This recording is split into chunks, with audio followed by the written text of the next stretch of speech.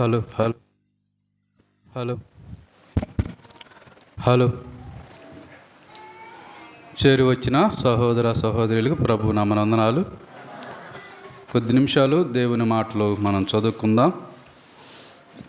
మన మధ్య దేవుని సేవకులు ప్రవీణ్ అన్న గారు ఉన్నారు, కానీ ఆయనకు వాయిస్ గొంతు సరిగా లేదు. అందువలన మరి అన్న అంతసేపు నేను మాట్లాడలేనంటే మరి ఆరాధనలో ఆయన ప్రేరేపించబడి కొద్ది నిమిషాలు మాట్లాడగలిగారు. ఆయన ఇబ్బంది పెట్టడం ఎందుకని, గొంతు బాగలేని దగ్గర నుంచి ఆయనకు గొంతుతోటే పని ఎక్కువైంది. అందువలన బాగా ఇబ్బంది పడుతూ ఉన్నాడు. కాబట్టి అన్నకు అలాగా రెస్ట్ ఇవ్వటం జరిగింది. కొద్ది నిమిషాలు దేవుని మాటలు చదువుకుందాం. రూతు గ్రంథము 1వ అధ్యాయం.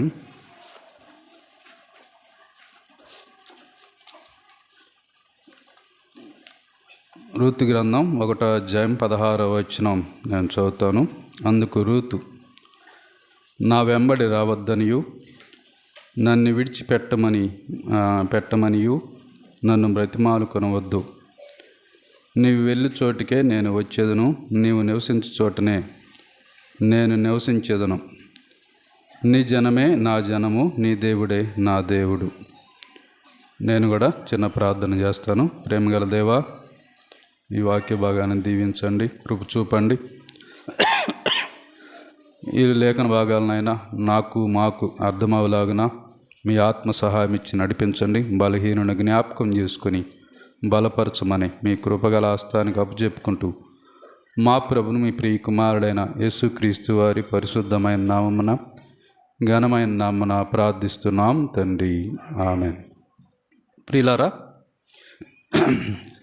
స్త్రీల పేర్లతో రాయబడిన గ్రంథాలు బైబిల్లో పుస్తకాలు 2 అని మనకు తెలిసినదే.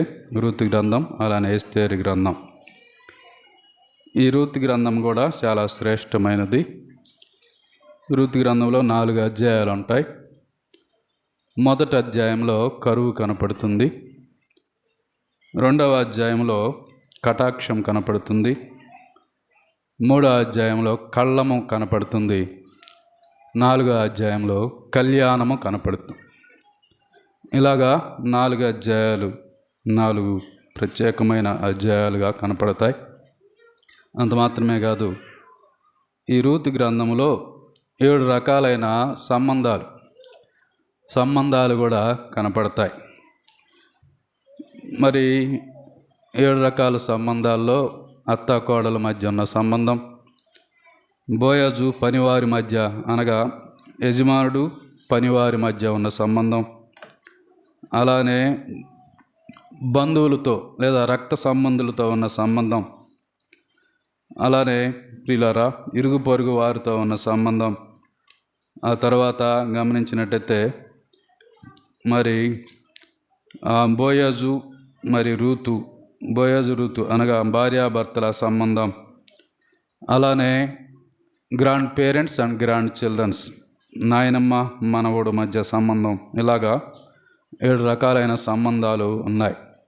ఈ సంబంధాలన్నిటి గురించి ధ్యానం చేస్తే ఈ రూతు గ్రంథం అంతా దాదాపుగా చదివినట్టే.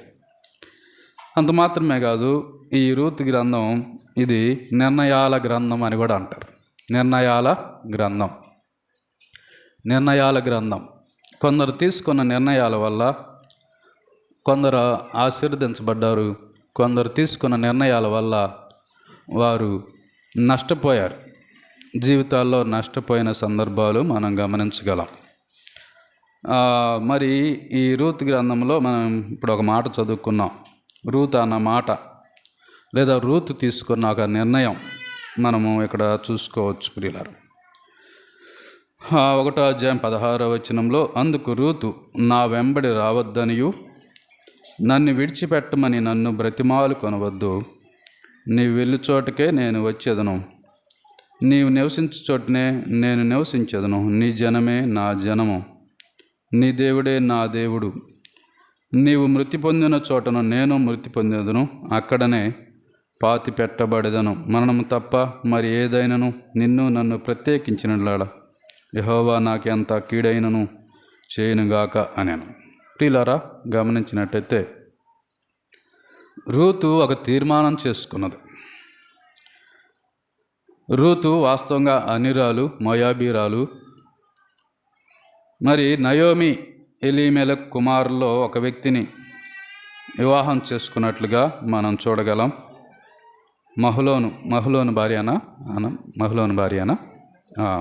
మహ్లోను భార్య రూతు. అయితే కొంతకాలానికి ఆ మోయాబు దేశంలో ఎలీమెలెకు కుటుంబం నివసిస్తూ ఉండగా మరి ఎలీమెలెకు చనిపోయాడు. తర్వాత నయోమి ఎలీమెలెకు కుమారులు మహ్లోను, కిల్యోను ఇద్దరు కూడా చనిపోవడం జరిగింది. ఇద్దరు చనిపోయారు. చనిపోయిన తర్వాత నయోమి కోడళ్ళను పిలిచి, మీరు యవనస్తురాలుగా ఉన్నారు, మీరు మరలా వివాహం చేసుకొని మీ తండ్రి ఇంటికి వెళ్ళిపోండి. మరలా వివాహం చేసుకొని మీరు మీ జీవితాలను కొనసాగించుకోండి. నాతో పాటు వస్తే మీకేం ఉపయోగం లేదు అని అన్నది. అన్న సందర్భంలో రూతు ఏమందంటే, ఇప్పుడు మనం చెప్పుకున్న మాట, అందుకు రూతు, నా వెంబడి రావద్దనియు నన్ను విడిచిపెట్టమనియు నన్ను బతిమాలు కొనవద్దు. నీవు వెళ్ళి చోటకే నేను వచ్చేదను, నీవు నివసించు చోటనే నేను నివసించదును. నీ జనమే నా జనము, నీ దేవుడే నా దేవుడు. నీవు మృతి పొందు చోటనే నేను మృతి పొందుదును అన్న ఒక నిర్ణయం చేసింది. రూతు ఒక నిర్ణయం చేసుకున్నది.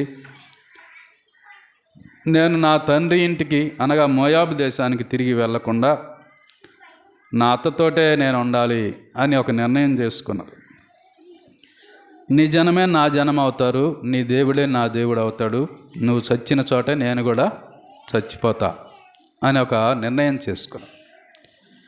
ఈ నిర్ణయమే రూతు జీవితంలో గొప్ప ధన్యతను తీసుకొచ్చింది. అన్యురాలు కాస్త యూదురాలైంది లేదా ధన్యురాలైందని చెప్పుకోవచ్చు. అన్యురాలు యూదురాలుగా లేదా ధన్యురాలుగా మార్చబడి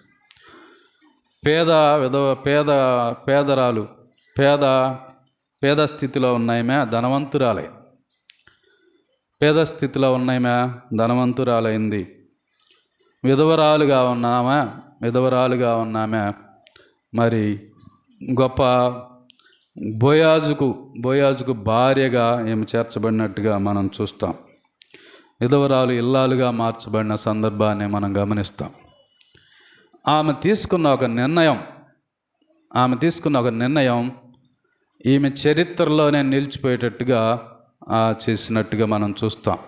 ప్రియులారా, మనం కూడా నూతన సంవత్సరంలో కొన్ని నిర్ణయాలు తీసుకుంటాం. అయితే ఆ నిర్ణయాలు మధ్యలోనే ఆగిపోతాయి. రూతు తీసుకున్న ఈ నిర్ణయం ఒక సరైన నిర్ణయం ఆమెను ధన్యకరమైన స్థితిలో ఆమెను ఉంచినట్లుగా మనం చూడగలం. ఆమె తీసుకున్న ఆ నిర్ణయం వల్ల ఈమె చరిత్రలోకి వచ్చేసింది. చరిత్రలోనికే కాదు, యేసుక్రీస్తు వంశావళిలోకి కూడా వచ్చింది. మత్తయి సువార్త చూడండి, 1వ అధ్యాయం 5వ వచనం గమనించినట్టయితే, నయస్సోను సల్మానుని కనెను, సల్మాను రాహాబునందు బోయజును కనెను, బోయజు రూతునందు ఒబేదును కనెను, ఒబేదు యెషయి కుమారుడు యెషయిని కనెను, యెషయి రాజైన దావీదును కనెను అనే మాట. 16 చూస్తే, యాకోబు మరియ భర్త అయిన యేసేబును కనెను, ఆమె యందు క్రీస్తు అనబడిన యేసు పుట్టెను. దాదాపుగా 42 తరాలు ఇక్కడ రాయబడ్డాయి. ఆ యొక్క తరాల్లో క్రీస్తు వంశావళిలో ఎవరు చేర్చబడ్డారంటే రూతు చేర్చబడినట్టుగా మనం చూస్తాం. రూతు తీసుకున్న ఒక గొప్ప నిర్ణయం, సరైన నిర్ణయం ఆమెను చరిత్రలో నిలిపినట్లుగా మనం చూస్తాం.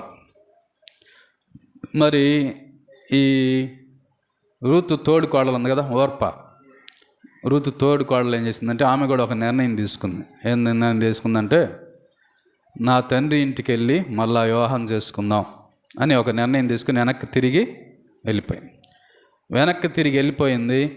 ఇంకా ఈ ఓర్పా గురించి ఎక్కడా బైబిల్లో యాడా లేదు. చరిత్రలో ఆమె పేరు లేనే లేదు.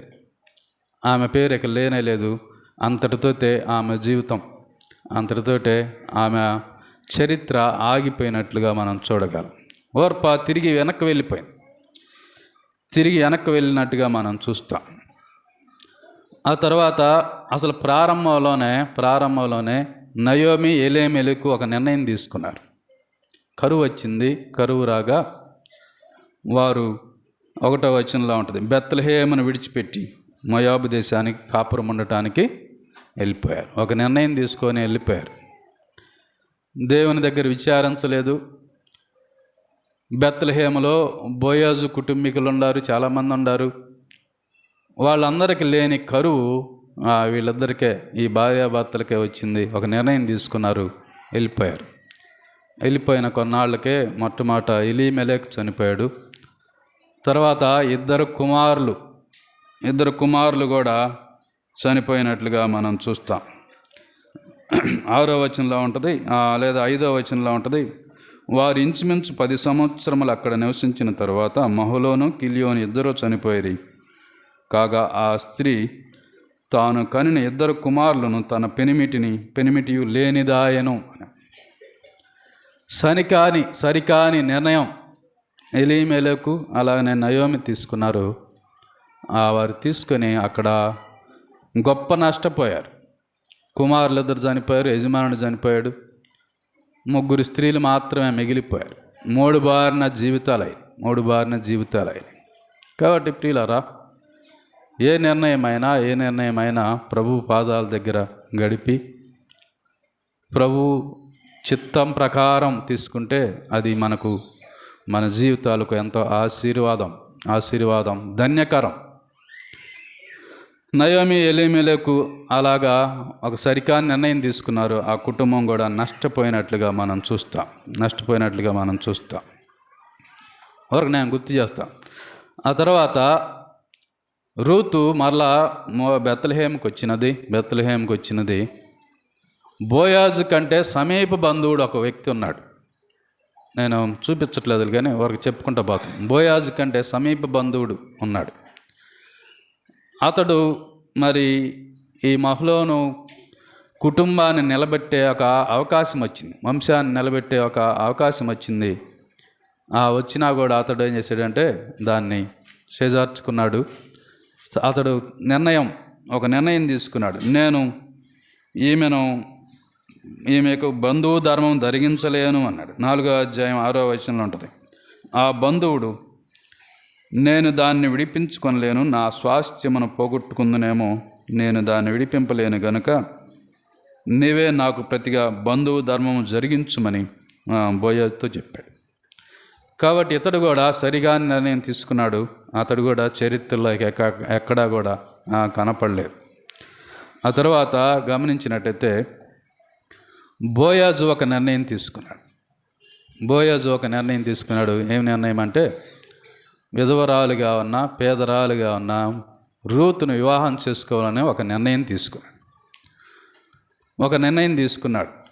ఎందుకు ఆ నిర్ణయం తీసుకున్నాడు అని అంటే, 3వ అధ్యాయం 10వ వచనంలో ఒక మాట కనపడుద్ది. అతడు, నా కుమారి, యెహోవా చేత నీవు దీవెన నొందిన దానవు, కొద్దివారినే కానీ గొప్పవారినే కానీ యవనస్తులను నీవు వెంబడింపకుండుట వలన నీ మునుపటి సత్ప్రవర్తన కంటే వెనకటి సత్ప్రవర్తన మరి ఎక్కువైనది. కాబట్టి నా కుమారి, భయపడకము, నీవు చెప్పినదంతా నీకు చేసేదను, నీవు యోగ్యురాలవని నా జనులందరూ ఎరుగుదురు అని. యోగ్యురాలు. బోయాజు 100,000 ఎకరాలు పొలం ఉంది, 100 ఎకరాలు పొలం ఉంది. గొప్ప ధనవంతుడు, శ్రేష్టమైన బుద్ధి కలిగిన వాడు, మంచి హోదాలా ఉన్నవాడు, గొప్ప యజమానుడు. వివాహం చేసుకోవాల్సిన సమయం వచ్చినప్పుడు తన స్థాయికి తగిన స్త్రీని కాదు అతడు ఎన్నుకున్నది.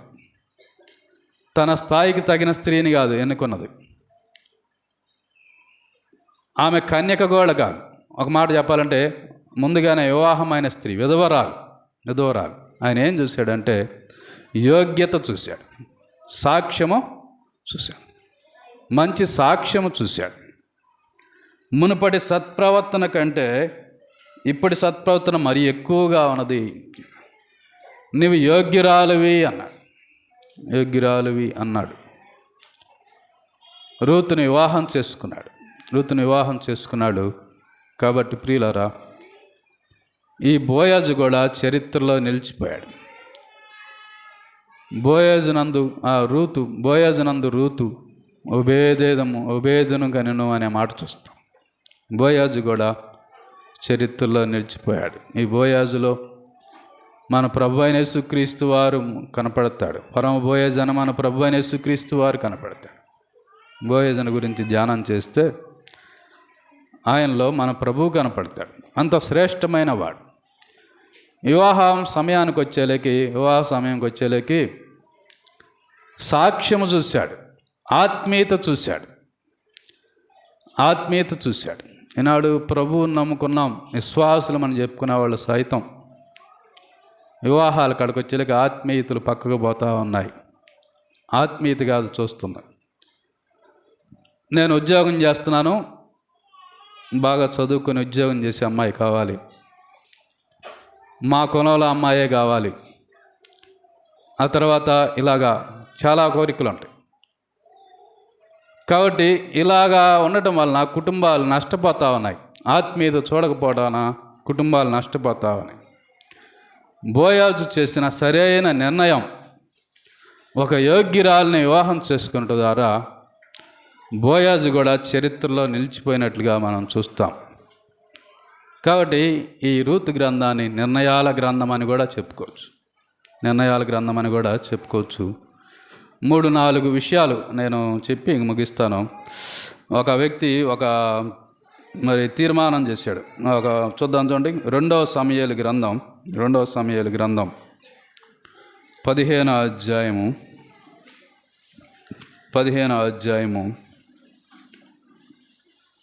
21వ వచనం. ఇత్తయి నేను చచ్చినను బ్రతికినను యెహోవా జీవము తోడు, నా ఏలిన వాడవను, రాజువునగు నీ జీవము తోడు. ఏ స్థలమందు నా ఏలిన వాడును రాజునగు నీ ఉందువో ఆ స్థలమందే నీ దాసుడని నేనుందనని రాజుతో మనవి చేశాను అనే మాట. ఇత్తయి అనే ఒక వ్యక్తి ఉన్నాడు. ఇది ఏ సందర్భంలో జరిగిన సంగతి అంటే, దావీదు కుమారుడైన అబ్షాలోము దావీదును చంపటానికి వెతుకుతున్నాడు. కుమారుడే దావీదును చంపటానికి వెతుకుతూ ఉన్నాడు. అప్పటికి రాజుగా ఉన్నాడు దావీదు. ఇక లాభం లేదు, కుమారుడు చేతిలో నేను చనిపోతాను అనుకున్నాడు. 14వ వచనంలో ఉంది. 14వ వచనంలో ఏమన్నదంటే, దావీదు యెరూషలేము నందున్న తన సేవకులందరికీ ఇలాగ ఆజ్ఞ ఇచ్చెను, అబ్షాలోము చేతిలో నుండి మనము తప్పించుకొని రక్షణ నందలేము, మనం పారిపోదాము రండని. అతడు హఠాత్తుగా వచ్చి మనల్ని పట్టుకొనక మునుపు మనకు కీడు చేయకును, పట్టణం కత్తివాత హతము చేయకును ఉండునట్లు మనం త్వరగా వెళ్ళిపోదాము రండి. అబ్షాలోమును ఎదుర్కోలేడంటే ఎదుర్కోగలడు. గొల్యాతును చంపినోడికి అబ్షాలోమే ఒక లెక్క. కుమారుడి మీద ఉన్న ప్రేమ, ఒకవేళ ఎదుర్కొంటే కుమారుడు చనిపోవచ్చేమని అందుకనే తానే పారిపోతా ఉంటే ఒక వ్యక్తి గిత్తీయుడు ఇత్తయి అనే ఒక వ్యక్తి దావీదుతో కూడా వెళ్తా ఉన్నాడు. 19వ వచనం చూడండి. 19వ వచనం. రాజు గిత్తీయుడగు ఇత్తయిని కనుగొని, నీవు నివాస స్థలము కోరు పరదేశివై ఉన్నావు, నీవెందుకు మాతో కూడా వచ్చున్నావు? నీవు తిరిగిపోయి రాజున్న స్థలముందుండుము. నిన్ననే వచ్చిన నీకు ఎక్కడికి పోదుమో తెలియకున్న మాతో కూడా ఈ తిరుగులాట ఎందుకు? నీవు తిరిగి నీ సహోదరుని తోడుకొని పొమ్ము, కృపాసత్యములు నీకు తోడుగా ఉండునుగాక అని దావీదు అన్నాడు. మన మాటలో చెప్పుకుంటాయా, నా జీవితమే నిమిత్తం లేదు, ఏమైద్దో నేను చెప్పలేను, అటువంటి స్థితిలో ఉన్నా, పారిపోతున్నా. నిన్న వచ్చిన నీవు నాతో కూడా రావటం బాగుండదు, వెళ్ళిపో నువ్వు రాజు ఉన్న స్థలంలో ఉండు. అబ్షాలోము రాజు అంటున్నాడు, అక్కడికి వెళ్ళిపో, తిరిగి వెళ్ళిపో, నీకున్న మంచి ఆలోచనకు దేవుడు కృపాసత్యాలు నీకు తోడుగా ఉంచుతాడు అన్నాడు. అప్పుడు ఇత్తయి అన్నమాట ఏంటంటే, నేను చచ్చినా బ్రతికినా యెహోవా జీవముతోడు, నా ఏలినవాడు ఒక రాజువగు నీ జీవముతోడు, ఏ స్థలమందు నీవు ఉంటావో నేను అదే స్థలమందు ఉంటాను, అదే స్థలమందు ఉంటాను అని ఒక నిర్ణయం తీసుకున్నాడు. ఒక మంచి నిర్ణయం తీసుకున్నాడు. అబ్షాలోము రాజు అని చెప్పుకుంటున్నాడు. అసలు రాజు ఆడకపోయి ఉంటే పోలా అనుకోలే. న్యాయము నీతి ఎక్కడుందో ఆ పక్షాన వహించాడు ఇత్తయి. ఆ పక్షాన వహించి దావీదుతో నువ్వు చచ్చినా, నేను చచ్చినా బ్రతికినా నీతోటే, బ్రతికుంటే నీతోడు ఉంటా, చచ్చితే నీ దగ్గరే చనిపోతా అని ఒక నిర్ణయం తీసుకుని వచ్చాడు. సరైన నిర్ణయం తీసుకున్నట్టు ద్వారా అతని జీవితంలో ఏం జరిగిందంటే 18వ అధ్యాయం, అక్కడనే 18వ అధ్యాయం 1-2 వచనాలు చదవండి. దావీదు తన యొద్దన్న జనులను లెక్కించి వారి మీద సహస్రాధిపతులను శతాధిపతులను నిర్ణయించి జనులను 3 భాగములు చేసి యోవాబు చేతికి ఒక భాగము, షెరుయా కుమారుడగు అబీషై అను యోవాబు సహోదరుని చేతి కింద ఒక భాగము, గిత్తీయుడని ఇత్తయి చేతి కింద ఒక భాగమును ఉంచెను అనే మాట చూస్తాం. దావీదు దగ్గర ఉన్న సైన్యం అంతటిని 3 భాగాలు చేశాడు. 3 భాగాలకి 3 అధిపతులను నియమించాడు. ఈ అధిపతుల్లో ఒక వ్యక్తి ఎవరంటే ఈ ఇత్తయి మంచి స్థానానికి వెళ్ళిపోయాడు. సరైన నిర్ణయం తీసుకోవటం ద్వారా మంచి స్థానానికి వెళ్తాం. సరికాని నిర్ణయం వల్ల నష్టపోతాం. ఇత్తయి మంచి నిర్ణయం తీసుకున్నాడు, దేవుని చిత్తానుసారమైన నిర్ణయం తీసుకున్నాడు, మంచి స్థానానికి వెళ్ళిపోయాడు. సైన్యాధిపతి అయినట్లుగా మనం చూస్తాం. కాబట్టి ప్రియులారా, సరైన నిర్ణయం తీసుకుందాం. ఒక 4 తీసుకున్న నిర్ణయాలు గుర్తు చేసి నేను ముగిస్తా. ఎజ్రా గ్రంథం 7వ అధ్యాయం, 7వ అధ్యాయం 10వ వచనం. ఎజ్రా 7:10.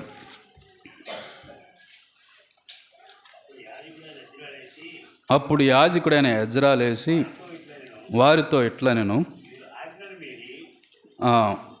7:10. ఎజ్రా యెహోవా ధర్మశాస్త్రమును పరిశోధించి దాని చొప్పున నడుచుకొనుటకు ఇశ్రాయేలీయులు దాని కట్టడలను విధులను నేర్చుటకును దృఢ నిశ్చయము చేసుకొనెను అన్న. ప్రియులారా, ఎజ్రా ఒక నిర్ణయం తీసుకున్నాడు.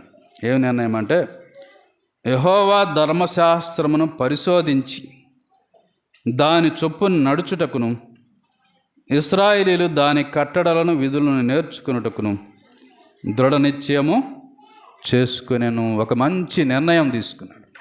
ఏ నిర్ణయం అంటే, దేవుని ధర్మశాస్త్రాన్ని పరిశోధించి చదువుకోవటం, పరిశోధించి తెలుసుకోవటం, ధర్మశాస్త్రాన్ని తెలుసుకోవటం అనగా బైబిల్ గ్రంథాన్ని చదవాలి, పరిశీలనగా చదవటం, ధ్యానపూర్వకంగా చదవటం మాత్రమే కాకుండా దాని చొప్పున నడుచుకొనటానికి, తాను నడవటం మాత్రమే కాకుండా ఇశ్రాయేలు దాని కట్టడలను విధులను నేర్పుటకు దృఢ నిశ్చయము చేసుకొనెను అన్నాడు. ఎజ్రాగా నిర్ణయం చేసుకున్నాడు, ఈనాటి నుండి బైబిల్ గ్రంథాన్ని ప్రతి దినము చదవాలి, పరిశోధించి చదవాలి, ధ్యానించి చదవాలి. ఆ తర్వాత చదవటం మాత్రమే కాదు, దాని ప్రకారం నేను నడుచుకోవాలి. ఆ తర్వాత ఇశ్రాయేలు ప్రజలను కూడా దాని కట్టడలు విధులు నేర్పాలి అని ఒక దృఢ నిశ్చయం చేసుకున్నాం. బైబిల్ ఎలా చదువుతూ ఉన్నాం మనం? బైబిల్ ఎలాగ చదువుతున్నాం ప్రియులారా? బైబిల్ ఎలాగ చదువుతున్నామని అంటే, కొందరు అసలు బైబిల్ బూజుబట్టే స్థితిలో ఉన్నాం. కొందరు బైబిల్ ఎలా ఉన్నాయంటే బూజు పట్టే స్థితిలో ఉన్నాయి. ఒక తండ్రి నాకు కుమారుడు ఒక మాట అడిగాడంట. ఏమని అడిగాడంటే, నాన్న నాకు ఒక మంచి బైక్ కావాలని అడిగాడంట. బైక్ కావాలని అంటే బైకు తెచ్చి దాన్ని జాగ్రత్తగా కుమారుడికి కనపడకుండా ఒక గదిలో పెట్టి ఆ తాళాన్ని బైబిల్లో పెట్టాడంట. తండ్రి చెప్పలేదంట, కుమారుడు మళ్ళా ఇక అడగలేదంట. సంవత్సరం అయిపోయిన తర్వాత ఇంకొకసారి మళ్ళీ అదే రోజున ఒకసారి అడిగాడంట, నాన్న పోయిన సంవత్సరం ఇదే రోజున బైక్ కొనిపించమని అడిగాను, నువ్వు దానికి ఏం సమాధానం చెప్పలేదు అన్నాడు. తండ్రి ఏమన్నాడంటే, అరే ఆ అడిగిన నాటి నుండి ఈరోజుకి బైబిల్ తెరిచావా అన్నాడంట. బైబిల్ తెరిచావా అంటే తెరవలేదన్నాడంట. ఒకసారి బైబిల్ తెరిచి చూడంటే సంవత్సరం క్రితం కొన్న ఆ బైక్ తాళాలు ఏడున్నాయి అంట బైబిల్. అప్పుడు దాకా అది బూజు పట్టిపోయింది, బైబిల్ తెరవల. అటువంటి స్థితిలో ఉన్నా. ప్రియులారా, వాక్యం చదవాలి, వాక్య ప్రకారం నడవాలి, జనులకు నేర్పాలి, ఇతరులకు నేర్పాలి. మనం చదవకుండా, మనం నడవకుండా ఇతరులకు నేర్పలేం. ఈ నూతన సంవత్సరంలో అయినా ఒక తీర్మానం చేసుకుందాం, ఇక నుంచి అయినా వాక్యం చదువుదాం, వాక్య ప్రకారం నడవటానికి ప్రయత్నం చేద్దాం, మనకు తెలిసిన దాంట్లో ఇతరులకు చెబుదాం. చక్కగా చదివే వాళ్ళు ఉండరు చాలామంది, దాని ప్రకారం నడిచే వాళ్ళు ఉండరు, ఇతరులకు చెప్పేవాళ్ళు ఉండరు. కానీ కొంతమంది అసలు బైబిల్ తెరవని వారు చాలామంది ఉన్నారు. యెషయా నాకు చెప్పేవాడు, పాత నిబంధనలో 3 అధ్యాయాలు, కొత్త నిబంధనలో 1 అధ్యాయం ప్రకారం రోజు చదివితే సంవత్సరానికి బైబిల్ చదవటం అయిపోద్దా, అలాగ చెప్పాడు. ఆయన ఒకసారి మీటింగులు జరుగుతుంటే మధ్యలో లేచి వెళ్ళాడు. ఏం చేయాలి, నేను ఎందుకు అటు పోయా, బైబిల్ చదువుతూ ఉన్నాడు. ఏందనంటే, ఈ దినం చదవాల్సిన భాగం చదవలేదయ్యా, అందుకని ఇప్పుడు చదువుకుంటున్నా. ఆయన అక్షరాలు సరిగ్గా కనపట్టలేదని భూతద్దం తెచ్చుకున్నాడు. ఇంత చాటంత ఎడల్పాటి బైబిల్ తెచ్చుకున్నాడు. ఇంతలా అక్షరాలు ఉంది లోపల బీరువాల. వాక్యం అంటే ఎంత అపేక్షో దాని ప్రకారం నడవటం కూడా ఆయన నేర్చుకున్నాడు. తీర్మానం చేసుకుందాం, ఈ నూతన సంవత్సరం ఒక తీర్మానం చేసుకుందాం, బైబిల్ చదువుదాం. నేను చెప్పినట్టే చదవాల్సిన పని లేదు, కానీ అనుకూలంగా ఉన్న ప్రకారం చదువుకొని దాని ప్రకారం జీవిద్దాం. అసలు నాకు నేను ప్రశ్న చేసుకోవాలి, అసలు బైబిల్ మొత్తం నేను చదివానా, ఈ చివరి పేజీ నుంచి ఆ చివరి పేజీకి చదివానా అన్నది నాకు నేను ప్రశ్న వేసుకోవాలా, మీకు మీరు ప్రశ్న వేసుకోవాలి. ఒకసారి అయినా పూర్తి చేశామా అని ప్రశ్న వేసుకోవాలి. ఒకసారి న్యూటన్ బాబు గారు వాక్యం చెప్తా ఉంటే ప్రవీణ్ అన్నకు అది తగిలింది. 30 రోజుల్లో బైబిల్ పూర్తి చేయాలని, మేము కారులో పోతున్నా చదువుతున్నాడు, ఏడకు పోయినా చదువుతూనే ఉన్నాడు, బైబిల్ మొత్తం పూర్తి చేయాలి అని. కాబట్టి ప్రియులారా, బైబిల్ని పూర్తి చేయాలి, చదవాలి, ప్రతి గ్రంథాన్ని చదవాలి, దాని ప్రకారం జీవించాలి. ఒక తీర్మానం చేసుకుందాం, ఈ నూతన సంవత్సరాన్ని ఒక తీర్మానం చేసుకుందాం. బైబిల్ని చదువుతూ దాని ప్రకారం నడుచుకుంటే 1వ కీర్తనలో ఉన్నాడు, అతడు నీటి కాలువల యోరన నాటబడినవాడై ఆకువాడక తన కాలమందు ఫలమిచ్చు చెట్టులాగా ఉంటాడు, అతడు చేయనిదంతయు సఫలమగును అన్నాడు. ఇంకా రెఫరెన్స్లు ఎక్కువ చూపించాలనుకున్నా, నేను ముందుకు దాటి వెళ్ళిపోతున్నా. చదువుదాం, దేవుని గ్రంథాన్ని చదువుదాం. అనేక మార్లు నిర్లక్ష్యం చేశాం దేవుని వాక్యాన్ని, గ్రంథాన్ని చదువుదాం. రెండవది దానియేలు గ్రంథం 6వ అధ్యాయం 10వ వచనం. దానియేలు గ్రంథం 6వ అధ్యాయం 10వ వచనం. ఇట్టి శాసనము సంతకం చేయబడినని దానియేలు తెలుసుకున్నను తన ఇంటికి వెళ్ళి యథాప్రకారముగా అనుదినం ముమ్మారు మోకాళ్ళుని తన ఇంటి పై గది కిటికీలు యెరూషలేము తట్టుకు తెరవబడి ఉండగా తన దేవునికి ప్రార్థన చేయుచు ఆయన స్తుతించుచు వచ్చెను. దర్యావేషు కాలంలో దానియేలు అధిపతిగా ఉన్న సమయంలో ఒక శాసనం చేయబడింది. నెల దినాలు, ఒక నెల 30 రోజులు ఏ దేవుని యొద్ద ప్రార్థన చేయకూడదు, రాజుకే ప్రార్థన చేయాలని ఒక శాసనం పుట్టించబడింది. ఒకవేళ ఎవరైనా శాసనాన్ని మీరితే సింహాల గుహలో పడద్రోయబడాలి అన్నాడు. దానియేలు ఇట్టి శాసనం సంతకం చేయబడినని తెలుసుకొనినను నేనైతే ఏం చేసేవాడిని అంటే, ఈ 30 రోజులు చదవకుండా ఉంటే, లేదా 30 రోజులు ప్రార్థన చేయకుంటే సరిపాలా, ఏ బాధ లేకుండా ఉంటుంది, ఈ రాజుతోటి మనం ఎందుకు ఇబ్బంది పడాలా అని నా బోటోడు అనుకునేవాడే. లేదంటే దానియేలు రోజుకి ఎన్నిసార్లు చేస్తాడంట? ఆడ ముమ్మార్లు, ఉదయం, మధ్యాహ్నము, సాయంత్రం. లేదంటే తెలియకుండా ఒక పూట ఎప్పుడన్నా ఏకుందానో ఎప్పుడో చేసుకుంటే పోలా అనుకునేవాడిని. దానియేలు అట్టి శాసనం సంతకం చేయబడిందని తెలుసుకున్నా కూడా అనుదినము, ప్రతిదినము ముమ్మార్లు యెరూషలేము తట్టు కిటికీలు తెరిచి తన దేవునికి ప్రార్థన చేయొచ్చు, ఆయన స్తుతించుచు వచ్చెను అనే మాట చూస్తున్నాం. స్తుతించుచు వచ్చెను. దానియేలు యొక్క నిర్ణయం,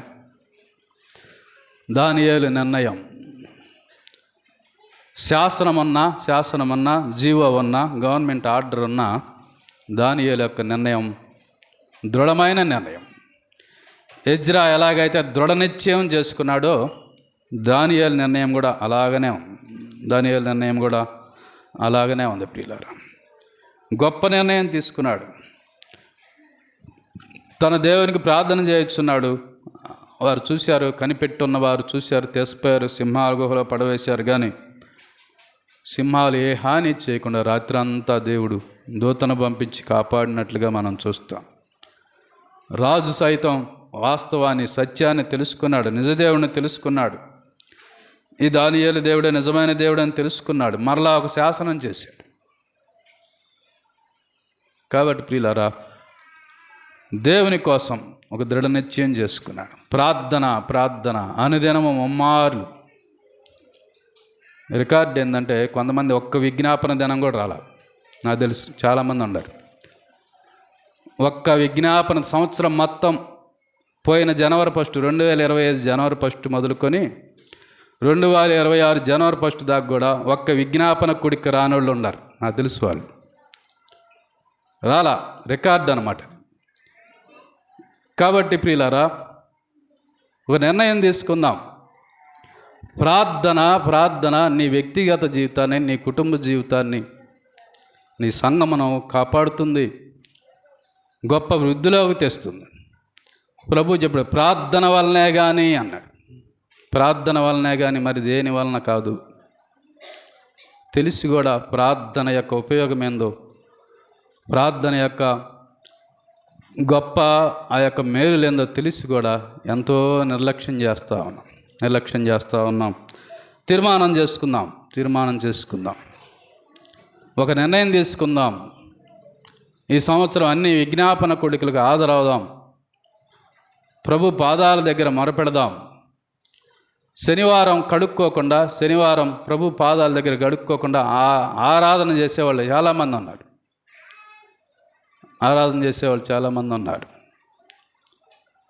కాబట్టి ప్రియులారా, ఒక తీర్మానం చేసుకుందాం. ఈ దినం నుంచి వాక్యం చదువుదాం, క్రమంగా చదువుదాం, వాక్య ప్రకారం జీవిద్దాం. మనకు తెలిసిన దాంట్లో ఇతరులకు చేద్దాం, ప్రార్థన చేద్దామని గుర్తు చేస్తూ ఉన్నాం. మరొక మాట, 27వ కీర్తన 4వ వచనం, దావీదు నిర్ణయం. 27వ కీర్తన యెహోవా యొద్ద ఒక వరం అడిగి తిని దాన్ని నేను వెతుకుచున్నాను. యెహోవా ప్రసన్నతను చూచుటకును ఆయన ఆలయంలో ధ్యానించుటకును నా జీవిత కాలమంతయు నేను యెహోవా మందిరములో నివసింపగోరుచున్నాను. దావీదు యొక్క నిర్ణయం. దేవుని అంట ఒక వరం అడిగాడంట. నేను దాన్ని వెతుకుచున్నాను.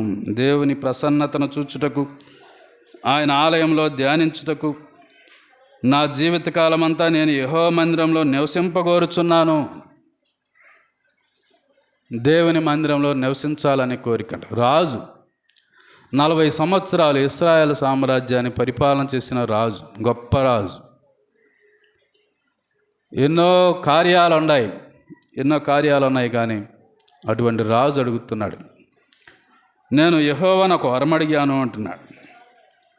యెహోవా ప్రసన్నతను చూచుటకు, ఆయన ఆలయంలో ధ్యానించుటకు అన్నాడు. ధ్యానించుటకు. గురువారం బైబిల్ క్లాస్ జరుగుతూ ఉంది. వాక్యాన్ని ధ్యానించే ఆ గొప్ప అవకాశం అన్నది. ఇది గురువారం కూడా బైబిల్ క్లాసు కూడా సంవత్సరం అంతా పూర్తిగా రాని వాళ్ళు చాలామంది ఉన్నారు. ఆదివారం మాత్రమే వచ్చేవాళ్ళు ఉన్నారు.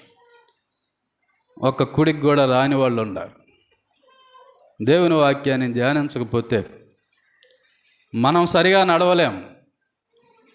ఈ దేవుని వాక్యం మనం చనిపోయేదాకా, పరలోకం చేరేదాకా మనం ఎలాగా చక్కగా నడవాలో తెలియజేస్తుంది. నీ వాక్యము నా పాదములకు దీపము, నా బాధల్లో అది నెమ్మది కలుగజేస్తుంది అన్నాడు. బాధపడుతున్నావు కానీ వాక్యం నువ్వు చదువుతా ఉన్నప్పుడు బాధల్లో నెమ్మది కలుగజేసేది వాక్యం. నువ్వు సరైన మార్గంలో నడవటానికి త్రోవ చూపేది నా వాక్యం. దావీదు అంతటోడే మరి దేవుని మందిరంలో, ఆలయంలో ధ్యానించాలి నాకు కోరిక ఉన్నది అంటున్నాడు. ధ్యానించాలి, దేవుని వాక్యాన్ని ధ్యానించాలి. అన్ని కొడుకులకు నేను రావాలి. నా జీవిత కాలం అంతా యెహోవా మందిరంలో నేను నివాసం చేయాలి. దాని అర్థం ఏంటంటే అన్ని కోడికలకు వస్తాడు. అన్ని కోడికి నేను రావాలి. అన్ని కోడికలకు రావాలి. స్త్రీల కోడిక, అలానే సువార్త కోడికలు జరుగుతున్నాయి బయట, బైబిల్ కోడికలు జరుగుతున్నాయి, విజ్ఞాపన కోడికలు జరుగుతున్నాయి బయట, స్తుతి కోడికలు జరుగుతూ ఉన్నాయి.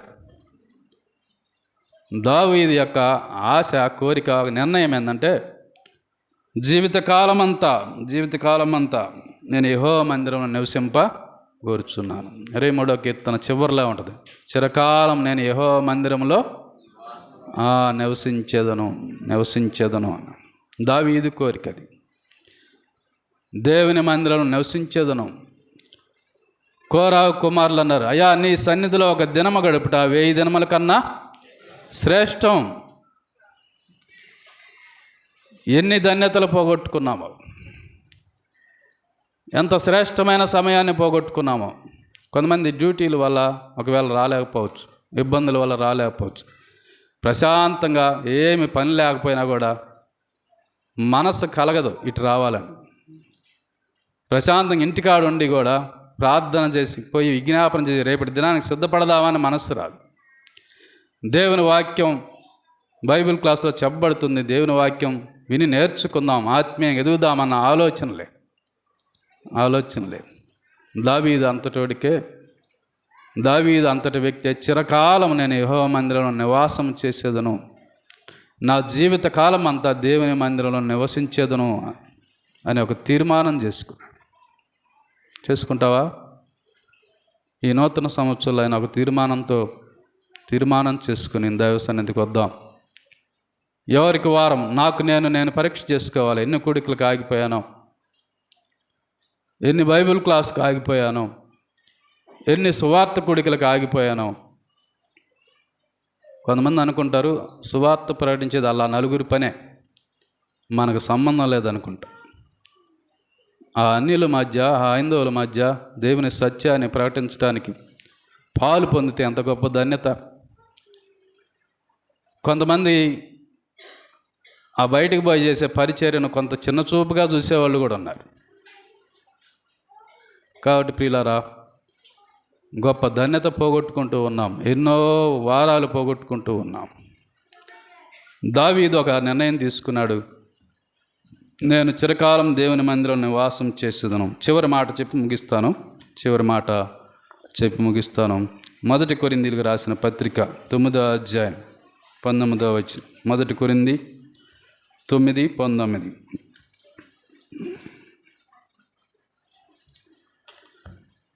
నేను అందరి విషయమై స్వతంత్రుడినై ఉన్నను, ఎక్కువ మందిని సంపాదించుకున్నటకై అందరికీ నన్ను నేనే దాసునిగా చేసుకుంటుని అన్నాడు. నన్ను నేనే దాసునిగా చేసుకుంటుని. పౌలు ఒక నిర్ణయం తీసుకున్నాడు. ఏంటంటే నిర్ణయం, ఎక్కువ మందిని సంపాదించుకునడానికి నేను అందరికీ దాసుడును అన్నాడు. నేను అందరికీ దాసుడను. ఆ కింద చెప్పాడు, యూదులను సంపాదించుకోవడానికి యూదుల్లాగా, ధర్మశాస్త్రంకు లోబడిన వారిని సంపాదించుకుంటూ ధర్మశాస్త్రానికి లోబడిన వాళ్ళలాగా నేనున్నాను అన్నాడు. 23 అన్నాడు, బలహీనను సంపాదించుకుంటకు బలహీనుడు నేతని అయితిని, ఏ విధము చేతనైనను కొందరిని రక్షింపవలనని అందరికీ అన్ని విధముల వాడనై ఉన్నాను అన్నాడు. పౌలు ఒక తీర్మానం చేసుకున్నాడు, నేను సంఘంలో ఉన్న వాళ్ళందరికీ దాసుడిగా ఉండాలి, అందరికీ పరిచర్య చేయాలి నేను అని ఒక తీర్మానం చేసుకున్నాను. పౌలు ఎటువంటి వాడో తెలుసా? పౌలుకి ఎంతటి ఆధిక్యతలు ఉన్నాయో తెలుసా? ఫిలిప్పీలకు రాసిన పత్రికలో 3వ అధ్యాయం 4వ వచనంలో ఏమనుందంటే, కావాలనంటే నేను శరీరంను ఆస్పదము చేసుకుని వచ్చును, మరి ఎవడైనను శరీరంను ఆస్పదం చేసుకునేలా నేను మరి ఎక్కువగా చేసుకుని వచ్చును. 8వ దినమున సున్నతి పొంది తిని, ఇశ్రాయేలు వంశపు వాడనై, బెన్యామీను గోత్రములో పుట్టి, హెబ్రీల సంతానమైన హెబ్రీయుడనై, ధర్మశాస్త్రము విషయము పరిసేయుడనై, ఆసక్తి విషయము సంఘము నివసించి వాడను, ధర్మశాస్త్రమును వాళ్ళ నీతి విషయమై అనింజుడును అని. ఇంకోసాట ఉంది, అతి విద్య కలిగిన వాడు. పౌలా, నీవు అతి విద్య కలిగిన వాడు, అతి విద్యతో నీకు పిచ్చి పట్టింది అన్నాడు ఒక ఆయన. అతి విద్య కలిగిన వాడు, గమలియేలు పాదాల దగ్గర ధర్మశాస్త్రాన్ని నేర్చుకున్నవాడు. ఆ తార్సు పట్టణంలో గొప్పవారు ఉంటారు. ఆ గొప్పవారిలో ఒకడు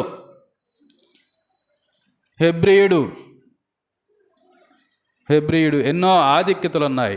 రోమా పౌరసత్వం కలిగిన వాడు. ఆ రోజుల్లో రోమా పౌరసత్వం అంటే అది గొప్ప ఆధిక్యత. ఇన్ని ఉన్నా కూడా ఒక నిర్ణయం తీసుకుంటున్నాడు, నేను అందరికీ దాసుడిగా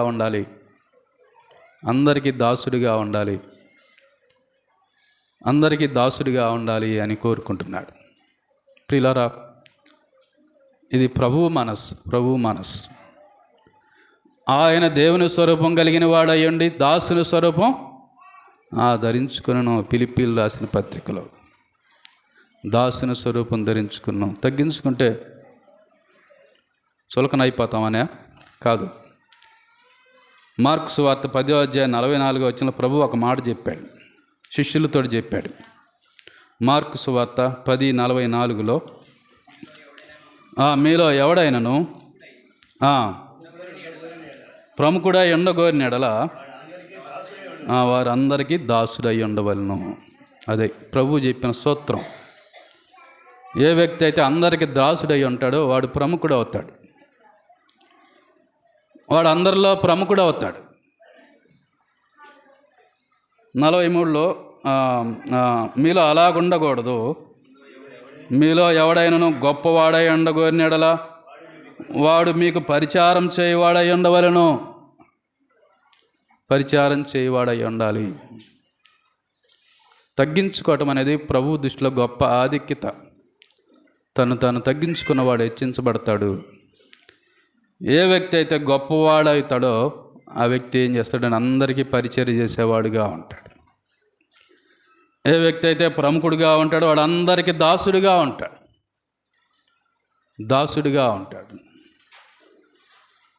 పౌలు విశేషమైన జ్ఞానాన్ని సంపాదించుకున్నాడు దేవుని దగ్గర. 14 పత్రికలు రాశాడు, ఖండాలు తిరిగి సువార్త ప్రకటించాడు. అయినా కూడా పౌలు అంటున్నాడు, నేను అందరికీ దాసుడిగా ఉండాలి. ఇది క్రీస్తు యేసు కలిగిన మనస్సు, ప్రభు అయిన యేసు క్రీస్తు వారికి కలిగిన మనస్సు. ప్రియులారా, నేను అందరికీ దాసుడిగా ఉండాలి అని ఆయన కోరుకున్నాడు. కాబట్టి మన ప్రభు అయిన యేసు క్రీస్తు వారు కూడా ఆయన దేవుని స్వరూపం కలిగిన వాడయండి, దేవునితో సమానముగా ఉండుట విడిచిపెట్టకూడని భాగ్యమని ఎంచుకోలేదు, కానీ మనుషుల పోలికగా పుట్టి దాసుని స్వరూపం ధరించుకుని తను తానే రిక్తినిగా చేసుకున్నాం. ఆకారమంద మనుషుడిగా కనబడి మరణం పొందినంతగా, అనగా శిలువ మరణం పొందినంతగా విధేయత చూపిన వాడై తను తాను తగ్గించుకొనెను. ప్రభు అంతటి వాడే తగ్గించుకున్నాడు. నాకు ప్రాధాన్యత ఇవ్వట్లేదే, నన్ను గుర్తించట్లేదే, ఇదే ఆలోచన మనకు. అది ఆత్మీయుల ఆలోచన కాదు. దాసుడు వై నీ పని నువ్వు చేసుకుంటా పోవటమే. అలాగ చేసుకుంటా పోతే దేవుడు నిన్ను ప్రముఖుడిగా ఎంచుకుంటాడు, దేవుడు నిన్ను గొప్పవాడుగా ఎంచుతాడు. మనుషులు గుర్తించాల్సిన పని లేదు. 4 విషయాలు చెప్పుకున్నాం, 4 నిర్ణయాలు. ఎజ్రా నిర్ణయం, దేవుని వాక్యాన్ని ధ్యానించి దాని ప్రకారం నడుచుకొని దృఢ నిశ్చయం చేసుకున్నాడు. నడుచుకోవాలి, ఇతరులకు చెప్పాలని నిర్ణయం చేసుకున్నాడు. దానియేలు ఎన్ని విపత్కరమైన పరిస్థితులు వచ్చినా దేవునికి ప్రార్థన చేయటం మానను అని ఒక నిర్ణయం తీసుకున్నాడు. దావీదు ఎంతటి గొప్పవాడినైనా నేను చిరకాలం దేవుని మందిరంలో నివాసం చేయాలి అని ఒక తీర్మానం చేసుకుని ఒక నిర్ణయం తీసుకున్నాడు. పౌలు అంతటి వాడే నేను అందరికీ దాసుడిగా ఉండాలని ఒక నిర్ణయం తీసుకున్నాడు. నూతన సంవత్సరంలో సరైన నిర్ణయం తీసుకొని ఆ నిర్ణయాన్ని మన జీవితంలో మనం అవలంబిస్తే రూతు వలె ఆశీర్వాదం పొందుతాం, ధన్యకరమైన జీవితాన్ని పొందుతామని గుర్తు చేస్తూ ఉన్నాను. ప్రభాకరన్ వచ్చి ముగింపు ప్రార్థన చేస్తాడు. ఆ తర్వాత ఆశీర్వాదాలు మన దైవ సేవకులు ప్రవీణ్ అన్నగారు ఇస్తారు.